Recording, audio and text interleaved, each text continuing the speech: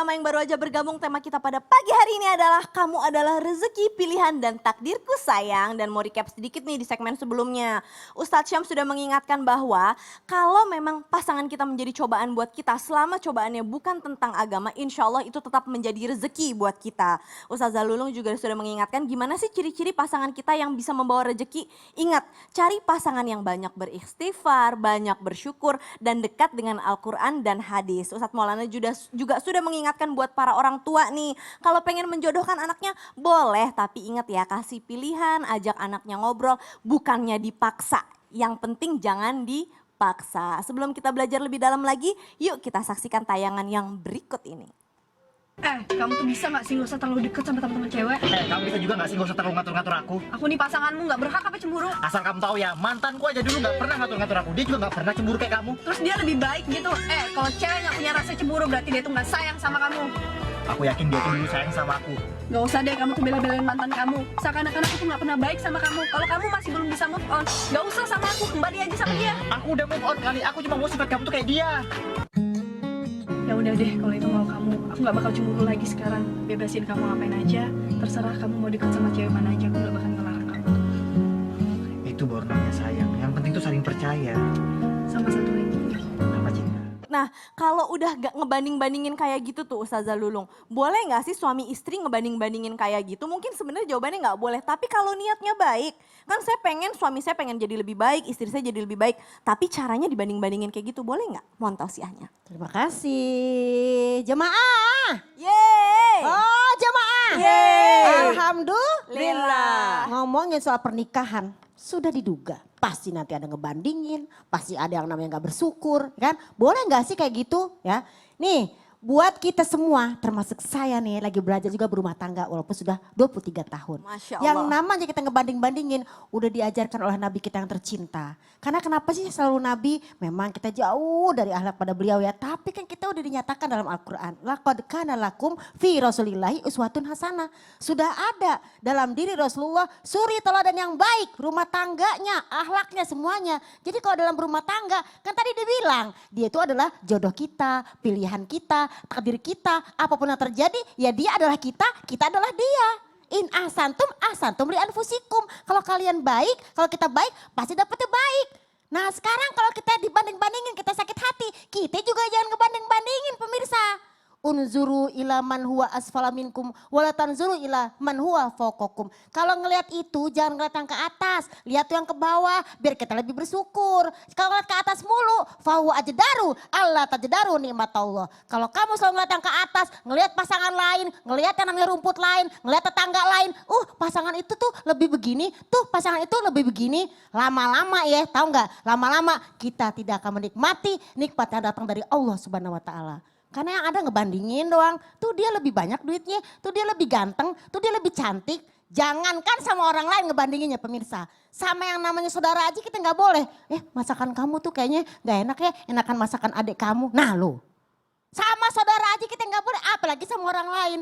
Jadi di sini kapan kita boleh ngebandingin dengan niat kebaikan? Ya kalau misalnya ngebandingin misalnya masalah dalam ibadah. Ya Allah nih suami nih susah banget suruh ke masjid. Ya Allah nih istri nih ya bangunnya ke subuh, ya subuhnya kesiangan dulu. Gimana caranya ya? Mungkin kita omongin berdua. Mas tolong deh kita belajar deh gimana sedekahnya Abdurrahman bin Auf. Keren banget. Mas tuh jangankan sedekah keluar. Sama orang tua pelit banget sih. Sama saudara pelit amat sih. Jangan kayak gitu mas. Lihat tuh Abdurrahman bin Auf. Jadi kalau kita bandingkan dengan para sahabat biar lebih semangat sedekahnya boleh. Mas lihat tuh mas Abu Bakar As-Siddiq memang kita jauh tapi Masya Allah ibadahnya beliau tuh witir di awal itu mau. Coba mas jangankan di awal di akhir juga enggak. Mungkin kalau kita lagi berduaan tapi jangan di depan orang lain. Kenapa? Pasangan kita adalah cermin buat diri kita sendiri. Masa ngejelek-jelekin pasangan gak tahu malu. Tuh kalau kita dibanding-bandingin kita mau enggak? Mau enggak pemirsa? Gak mau kan? Nah ini. Nah yang gak boleh adalah ketika kita bandingin dengan masalah-masalah selain itu. Tuh lihat tuh ya yang namanya Ustadz Nur Maulana tuh. Yang namanya sebagai seorang single parent aja. Dia bisa ngedidik anaknya empat-empatnya. Mas gimana sih? Masa cuma jagain kayak gitu aja gak bisa? Nah ini gak boleh. Gak boleh, apalagi yang namanya kita ngomongin ekonomi. Ih mas kenapa sih nyesel deh aku tuh nikah sama kamu. Kamu tuh gak tajir melintir. Ih nauzubillah min dzalik deh. Nah ini kita harus banyak-banyak beristighfar lagi. Kan apa? Kalau kita masalah duniawi, tadi guru kita sudah mengingatkan. Jangan sekali-sekali seperti itu. Kenapa?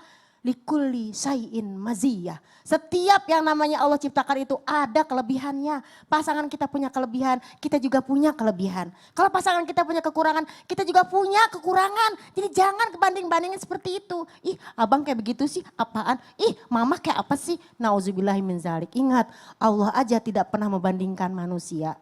Bahkan Allah memberikan masing-masing kita ini, bahkan anak adalah unik. Oh yang pertama lebih sabar, oh yang kedua lebih cerewet. Dan itu unik buat kita. Jadi jangan dibandingin, Gak pasangan boleh. dibandingin. Gak boleh. Dia adalah kita adalah dia. Bukan begitu Nauzubillah min Ustaz. dzalik. Ya Allah, Dan yang serem namanya sekali suami saya. itu paling gak suka kalau diajarin ya. Karena Apalagi kan dinasehatin. imam ya. Imam. Jadi caranya kita sebagai istri, cara ngasih taunya tuh ada selahnya. Selahnya bukan Ada. ngajarin Jadi tapi gimana? mengingatkan. Masya Allah, kata Kan bahasa orang. wanita.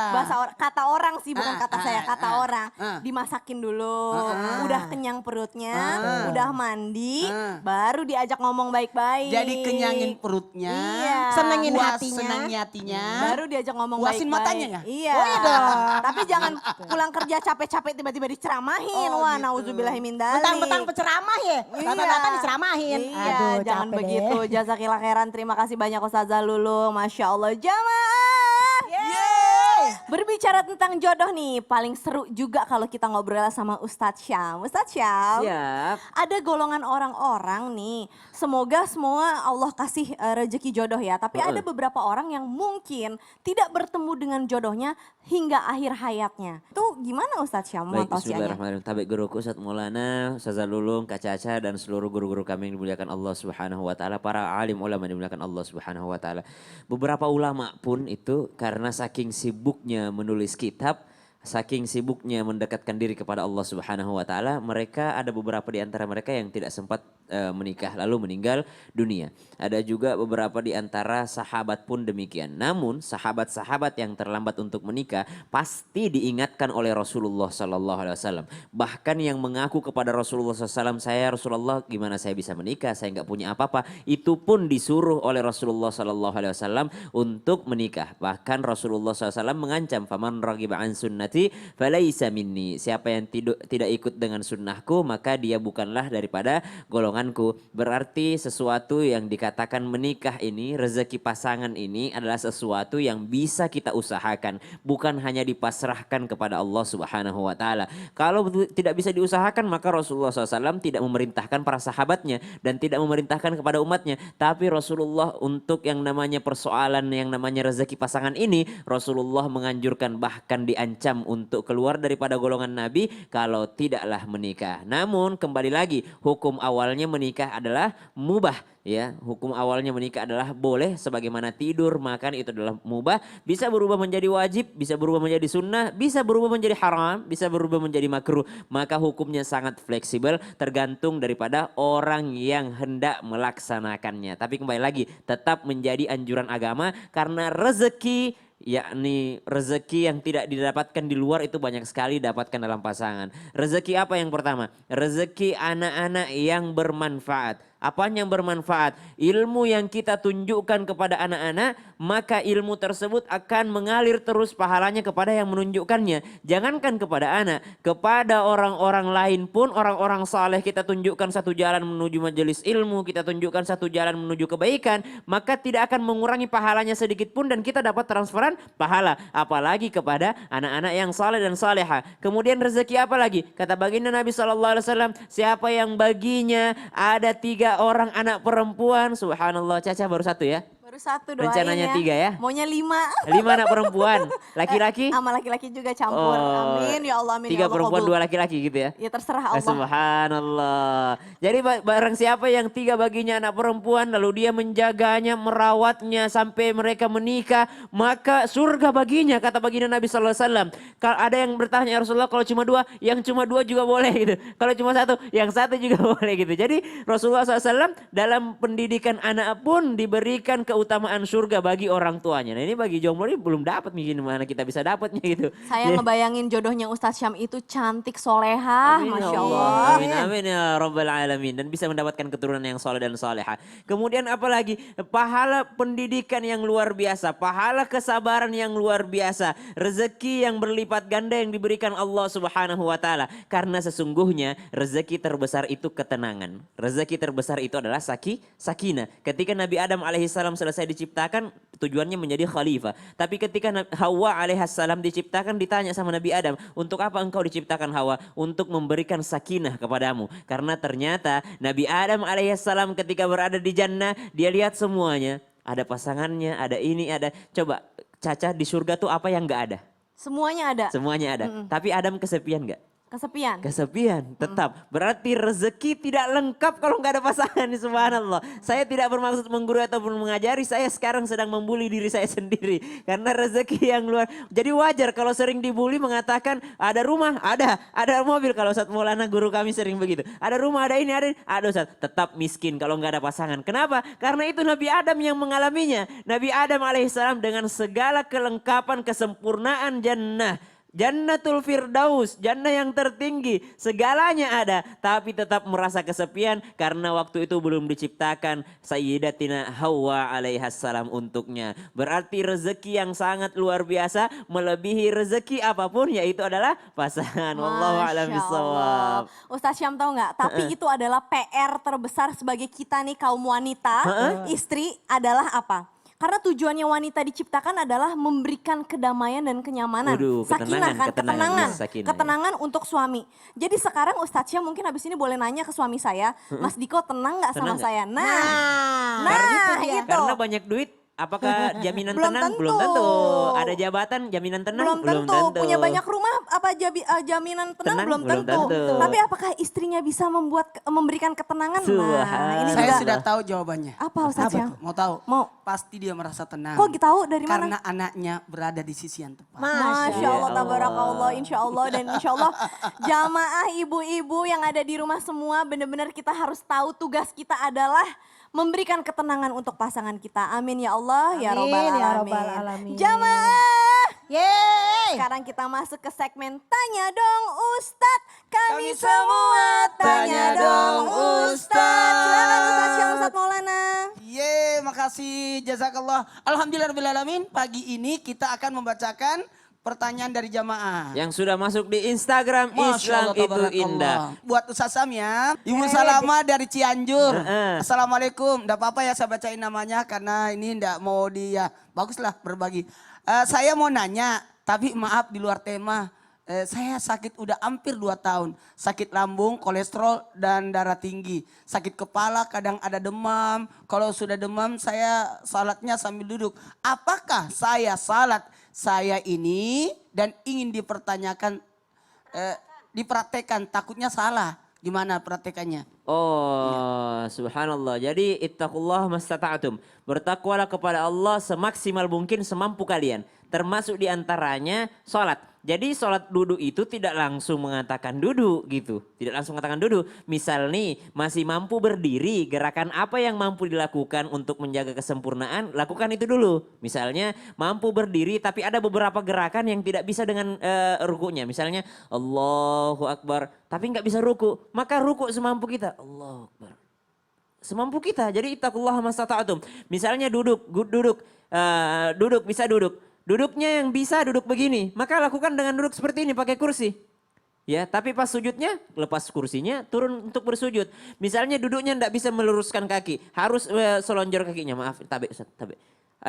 Meluruskan kakinya, maka lakukan dengan begitu karena Al-Qur'an mengajarkan, hadis mengajarkan bahwa ittaqullaha mastata'tum, lakukan semaksimal mungkin bertakwanya kepada Allah Subhanahu wa taala. Misalnya salatnya bisanya berbaring, silahkan berbaring. Salatnya bisanya dengan gerakan mata, silahkan dengan gerakan mata. Salatnya misalnya dalam keadaan terjepit atau misalnya gerakannya dia seperti ini misalnya. Nggak bisa memang berdiri tegap. Memang begini udah. Ya nggak apa-apa, anggap aja ini udah berdiri tegap. Jadi Islam itu mudah tapi jangan dimudah-mudahkan. Jadi salat sesuai kemampuannya. Kemampuannya. Jadi kalau masih bisa berdiri silahkan berdiri, kapan tidak bisa berdiri lagi silahkan duduk, tidak bisa duduk silahkan berbaring. Jadi ibu Salama ya di Cianjur ya. Oh, Ibu Salama di Cianjur ya. Tadi namanya itu Ustaz ya. Tadi namanya kayaknya susah nih. Subhanallah. Kita lanjut ke pertanyaan kedua Ustaz ini sekarang untuk Ustaz Maulana. Dari Instagram @taravilovers. Nah, Assalamualaikum. Maaf Pak Ustadz, saya mau tanya di luar tema lagi. Kalau seorang suami yang memberikan uang hasil amplop pernikahannya itu ke ibu suaminya tanpa sepengetahuan istrinya secara diam-diam nih dan dipakai untuk usahanya, tapi sampai sekarang uang itu setelah pisah pun tetap dipakai untuk modal usahanya. Bahkan menafkahi istri barunya setelah kami pisah. Tolong jelaskan hukumnya di agama. Apakah boleh itu Pak Ustadz? Apakah itu halal dan benar? Apakah seharusnya dibagi dua? Atau gimana baiknya Pak Ustadz? Saya benar-benar bingung. Uang amplop Ustadz. Begini, Bismillahirrahmanirrahim. Saya tahu yang dimaksud ini waktu hasil dari Resepsi. itu, resepsi. Resepsi. Gitu. Kalau uang hasil resepsi itu sebenarnya yang pertama sesuai kesepakatan. Karena uang itu ada dua macam. Ada uang yang dibawa untuk haknya wanita. Tapi ada uang yang dibakar, maksudnya yang digunakan untuk resepsi. Maka uang yang digunakan untuk resepsi jangan berharap untuk balik modal. Jadi memang ini jualan. Nah, jadi kalaupun ada rezeki itu alhamdulillah sesuai kesepakatan. Makanya siapa yang bertanggung jawab atas pesta itu, maka dialah yang menerima. Jangan enak aja. Yang mengadakan, yang panitianya. Bukan. Apanya, Ustaz? Ibaratnya yang bertanggung jawab. Contoh, Iya. yang menikah itu, yang adain pesta itu pesta wanita. Oh. Laki-laki enggak. Berarti yang dapat isiannya itu adalah perempuan. Gitu ya. Makanya kalau di Makassar itu engke di Aseng ada dibilang Iya. uang pas solo uangnya, pas solo. solonya. Nah, jadi apa yang dikasih orang-orang itu niatnya orang itu kepada yang punya acara. Jadi sesuaikan niatnya orang yang membawa itu. Nah, kemudian mohon maaf, ada lagi kembalikan kepada siapa yang berhak. Kembalikan kepada siapa yang berhak. Cuma kembali lagi kesepakatan. Oh, kalau begitu, kalau diterimanya kalau dulu saya pengalaman saya, Bagaimana, ya Allah, Ustaz? Ustaz kalau bagaimana, saya Ustaz? semuanya tidak diterima. Kemanain? Kami tidak menerima. Oh, enggak ada memang tempatnya. Enggak ada Tidak memang. menerima amplop, tidak Tidak menerima menerima amplop. sumbangan. Menerima doa aja ya. Ya. Ada juga kadang, Walaupun Ustaz. ada yang lolos. Mohon maaf Mbak yang bertanya, sebaiknya dikembalikan dulu kesepakatan.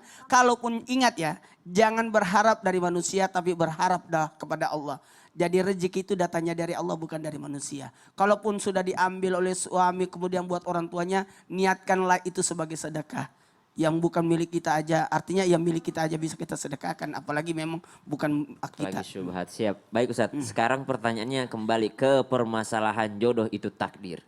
Iya. Bagaimana kalau misalnya kita yakin jodoh kita ini takdir, tapi enggak lama Ustadz. Oh, Ternyata tidak lama. cerai. Ada yang cerai hidup, Iya, ada yang cerai mati. betul. Setelah yang satu ini. Jadi jangan Pokoknya- kemana-mana. Tetap di Islam itu indah. Jamaah, Jamaah, oh jamaah. Alhamdulillah. Pokoknya begini, Iya. usahakan.